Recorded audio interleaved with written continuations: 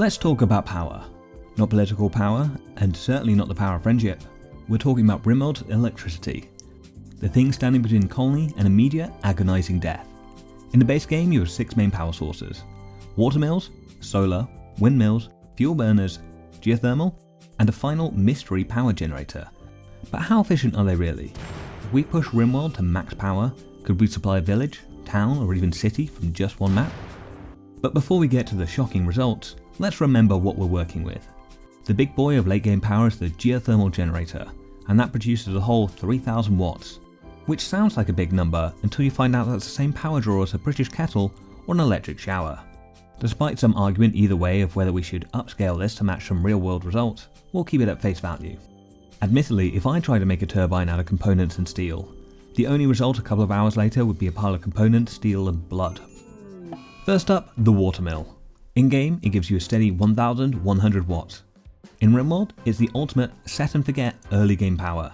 It doesn't care for night or wind, it just sits on the river spinning its little wheel and humming a song of pure, uninterrupted reliability. Weaknesses? You need a river. Unless you've chosen to settle on a map where water runs through, you're out of luck, and you can't put it on a coastline either, although a tidal/wave powered system would be a fantastic feature for the future. Also, if you have the Odyssey expansion installed, rivers can now freeze over, completely stopping your power generation right when you need it in the middle of winter. Now footprint wise, it occupies a 2x3 grid, but it needs a massive 11x5 zone of moving water to actually function. And if any mills overlap, they both will only work at 30% efficiency. Now I thought this would be easy to fill a map with watermills, rivers can only get so big, right? But then I found this delta map, with so many mill locations. By throwing down a watermill in every possible location, we got 102 mills, with their power combined giving us a total of 113,000 watts of power into our system. This is how fast it charges a battery in real time. There's probably some optimization potential here for space and positioning, but even as it is, we've created a pretty evil obstacle course for any fish going down the river. Overall, this will power 80 homes, a small hamlet of people in the UK, and yes, hamlet is an adorable word.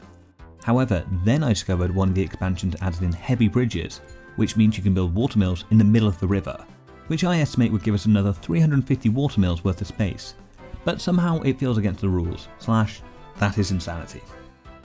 The wind turbine. Depending on the wind, these can blow up to 2300 watts, but will fluctuate on how strong the wind is blowing. There's actually quite a complicated wind mechanic built into the game that relates to what weather you're having at the time. So fog will produce the lowest average power, but thunderstorms will actually overcap your windmill's output and give you a bonus 50% power. It occupies a 2x5 physical space, but will require a massive 7x19 exclusion zone where nothing tall can be built around it, or else it will slow or completely shut down your output. We live in game logic land, so you can stack a RimWorld turbine with overlapping exclusion zones as long as nothing is physically in the way, even having 4 turbines facing completely different directions and still somehow getting max power. But how do we stack up the maximum number of turbines in one map? This took quite a bit of experimentation, as while technically 4 windmills can overlap each other and boost efficiency by sharing the same forward-facing blocks, you're wasting space in a lot of other places. In the end, we can stack and shelf them side by side, so every turbine shares space with 2 of its brothers.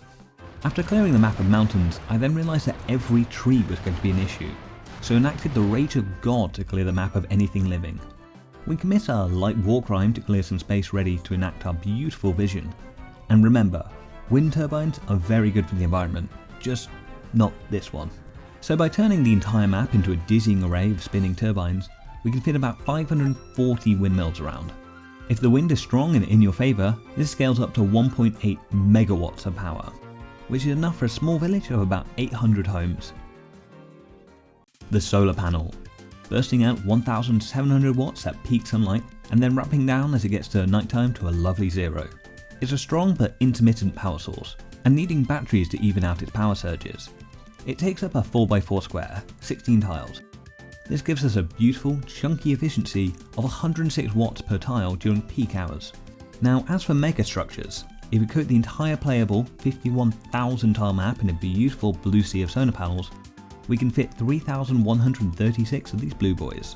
At midday, scaled up, this monstrosity generates 5.1 megawatts. This can power up to 4,000 homes at peak energy usage, which counts as a large village in the UK. You can fill a battery in this amount of time? I can see we're going to need a bigger battery bank to start seeing this. It fills 10 batteries like this. We're definitely going to need that battery bank as well, as obviously all these panels become completely useless at night. Now onto the heavyweight champion of mid-game survival, the Geothermal Generator, producing 3000 watts, making it the largest individual generator in the game. It takes up a 6x6 space, 36 tiles. This gives it an efficiency of 83 watts per tile. It gives out infinite power consistently, just pumping out pure, hot volcanic energy forever. They also generate heat as well, so one of these inside the walls of your base can act as free heating in the winter months. However, you can only build them on steam geysers, which are scattered randomly across the map. Usually they spawn in the most inconvenient, dangerous corners imaginable, forcing you to run a mile-long power cable that will inevitably be chewed on by a rabid squirrel. The megastructure scenario. You can't fill a whole map with these normally, unless you use complex Python code to edit a save game and drill holes directly into the Earth's mantle at regular intervals. But let's say you did. Let's say you broke the Earth and made 1,369 geothermal vents spread across the map.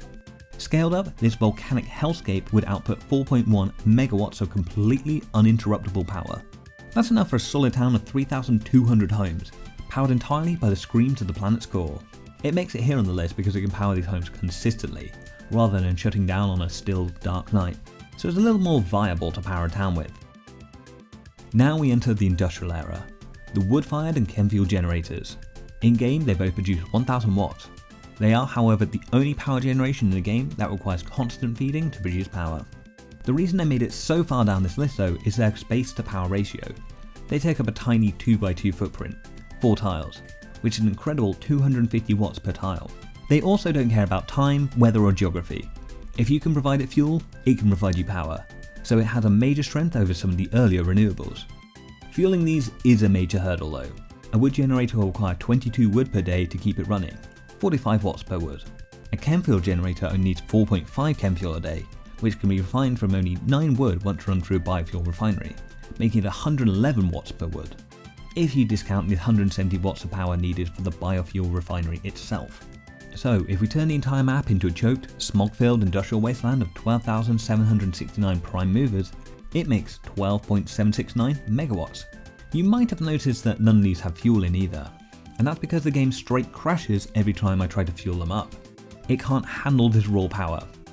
If we did manage to turn them on though, that amount of power would sustain a smaller scale town of 9,300 homes, or one data center.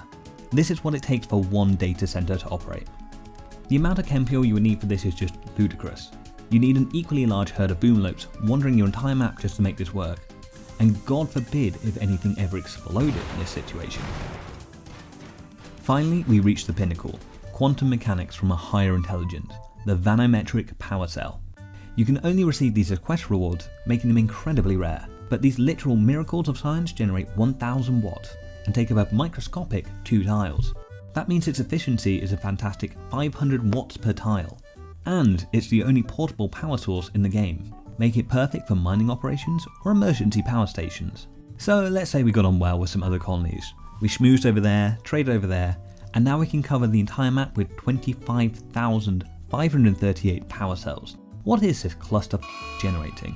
We're getting a mind-bending 25.5 megawatts of power thrown at us. This can power a medium-sized town of 15,000 homes. This can power computers, fridges, TV, cars and more.